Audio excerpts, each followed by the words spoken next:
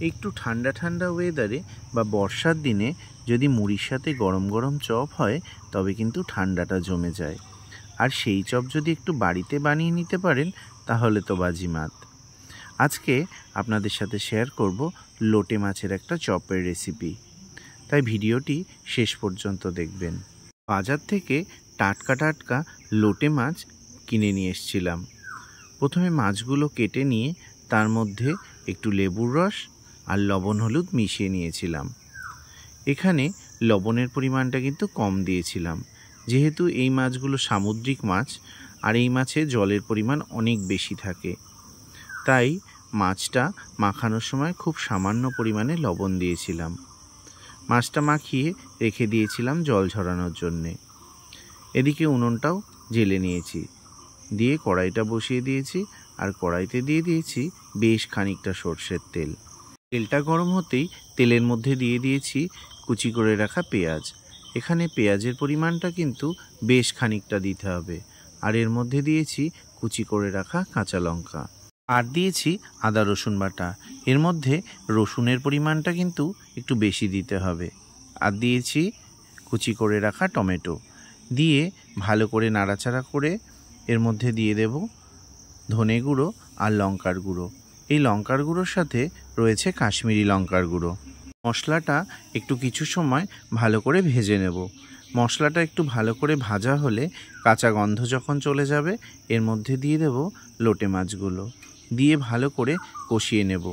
এই লোটে মাছটা রান্না করার সময় কিন্তু অনেকটাই জল বেরিয়ে আসবে, তাই জলটা যতক্ষণ না শুকাবে ততক্ষণ কিন্তু ভালো করে রান্নাটা করতে হবে।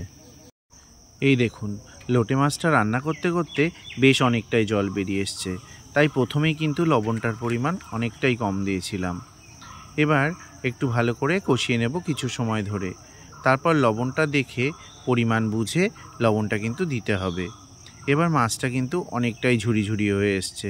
এবার এর মধ্যে দিয়ে দেব কুচি করে রাখা ধনেপাতা।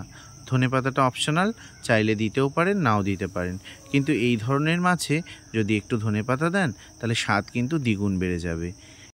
মাছের পুরটা একদম পারফেক্টলি রেডি করে নিয়েছি। এবার একটা প্লেটের উপরে নিয়ে নিয়েছি। এবার লম্বা লম্বা চপের শেপে ডো করে নিয়েছি। এবার এই নরমটাকে একটু শক্ত বানাতে হবে। এর জন্যে এই ডোগুলোর উপরে একটু করে বেসন ছড়িয়ে দেব, আর বেসন ছড়িয়ে আবার ভালো করে এই ডোটাকে শেপ দিয়ে নেব। তাহলেই এই ডোগুলো একদম শক্ত হয়ে যাবে। তাহলে চপ করার সময় পুরগুলো চপের থেকে একদমই বেরিয়ে আসবে না। ঠিক এইভাবে ডোগুলোকে শক্ত করে নিতে হবে। এবার চপের জন্যে আমার বেসনের ব্যাটার লাগবে। এই বেসনের ব্যাটারটা বানিয়ে নেব। একটা বাটিতে 250 গ্রাম মতো বেসন নিয়েছি। এই বেসনের মধ্যে নিয়ে নিয়েছি লবণ আর হলুদ গুঁড়ো। চপটা যাতে মুচমুচে হয় তার জন্য এর মধ্যে দিয়ে দেব খাবার সোডা। খাবার সোডার পরিমাণটা একটু বেশি দিতে হবে। এই সমস্ত মিশ্রণগুলো দিয়ে ভালো করে মিশিয়ে নিয়ে এর মধ্যে জল দিয়ে ব্যাটারটাকে গুলে নেব। লক্ষ্য রাখতে হবে ব্যাটারটা যেন খুব বেশি ঘন না হয় আবার খুব পাতলা না হয়। সেই পরিমাণ মতো জল দিয়ে ব্যাটারটাকে তৈরি করে নেব। এবার ব্যাটারটা একদম রেডি করে নিয়েছি। ঠিক এইভাবে, আর যতটা ফেটাবেন চপটা কিন্তু তত ভালো হবে, তাই যতটা সম্ভব ভালো করে ফেটিয়ে নেওয়াই ভালো।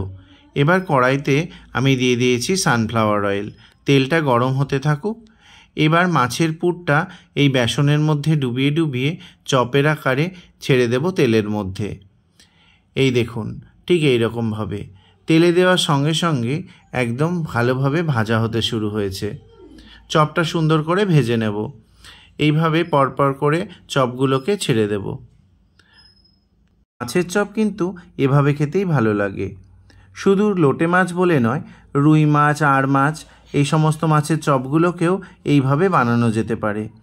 তো চপগুলোর একটা পাশ হয়ে গেছে, ঠিক এইভাবে উল্টে পাল্টে ভালো করে ভেজে নেব। চপগুলো কিন্তু বেশ ভালো খাস্তা হয়েছে, দেখেই বোঝা যাচ্ছে। আর চপ ভাজতে ভাজতে আমার কিন্তু জিভে জল চলে এসছে। আপনারাও কিন্তু সময় পেলে অবশ্যই বানাবেন। আর ভিডিওটি কেমন লাগলো অবশ্যই জানাবেন। আর যারা নতুন আছেন অবশ্যই কিন্তু চ্যানেলটি সাবস্ক্রাইব করবেন।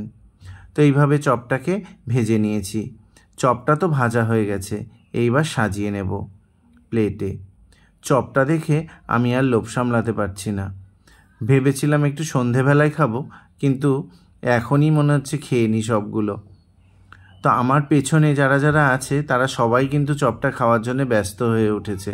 বাজার থেকে কিনে আনা পাম তেলে ভাজা চপের থেকে এই চপটা কিন্তু অনেক ভালো, তাই আপনারাও অবশ্যই বানাবেন।